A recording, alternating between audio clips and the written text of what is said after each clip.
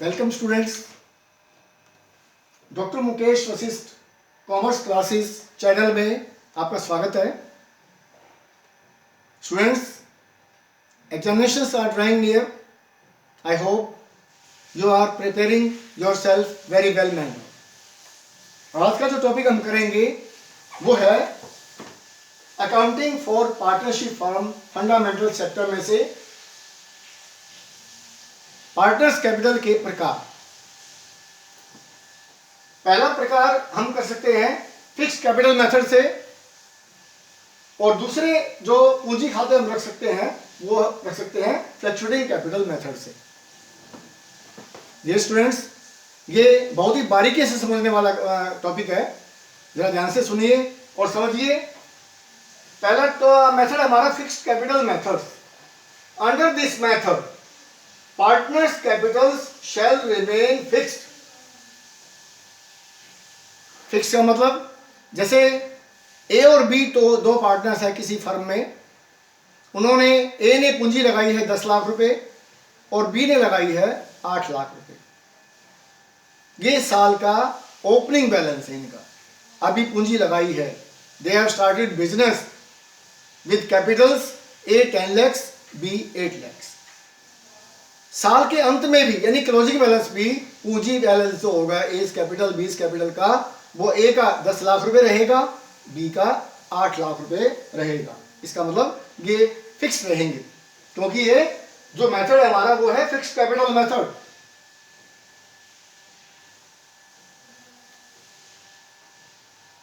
Unless, एक बात ध्यान रखने वाली बात इसमें, फिक्स तो रहेगा unless additional capital is introduced or a part of capital is withdrawn as per agreement।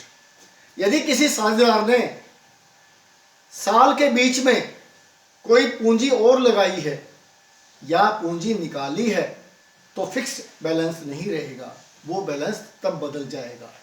नहीं तो हर अवस्था में इनके जो बैलेंस है, जो ओपनिंग बैलेंस है, वही क्लोजिंग बैलेंस रहेंगे। इसमें क्या है, फिक्स्ड कैपिटल मेथड में दो प्रकार के खाते खोले जाते हैं। पहला खाता खोले जाएंगे पूंजी खाते, जितने भी साझेदार हैं उनके पूंजी खाते खोले जाएंगे। जैसे दो साझेदार हैं तो एज कैपिटल अकाउंट खुलेगा, बीस कैपिटल अकाउंट खुलेगा, और साथ साथ उनके दोनों के करंट अकाउंट भी यानी चालू खाते भी खोले जाएंगे। अब चालू खाते क्यों खोले जाते हैं?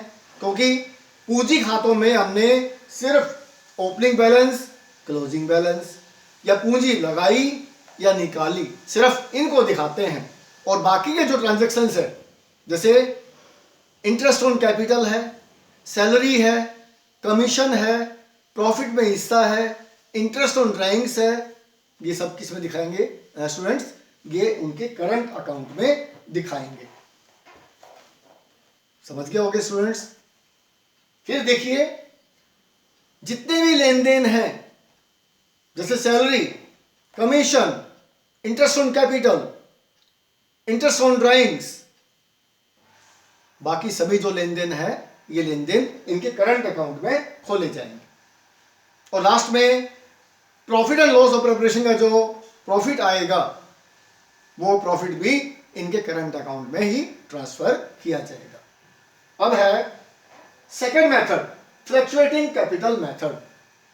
इसमें पूंजी स्थिर नहीं रहेगी, because it's name is fluctuating capital method. Fluctuating means बदलने वाली। साल के शुरू में कुछ पूंजी है, साल के अंत में कुछ पूंजी मिलेगी। इसका एक कारण है, इस अकाउंट में करंट अकाउंट नहीं खोले जाते, इस मेथड में करंट अकाउंट नहीं खोले जाते, बिकॉज इसमें जो भी लेन देन होंगे, जैसे सैलरी है, कमीशन है, इंटरेस्ट ऑन कैपिटल है, इंटरेस्ट ऑन ड्राइंग्स है, जितने भी लेन देन है, जितने भी उनके पूंजी से संबंधित लेन देन है, वो सारे इनके पूंजी खातों में ही दिखाए जाते हैं।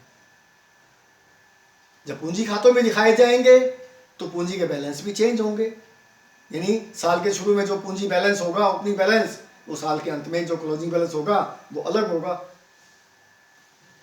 All the transactions are recorded in partners' capital accounts।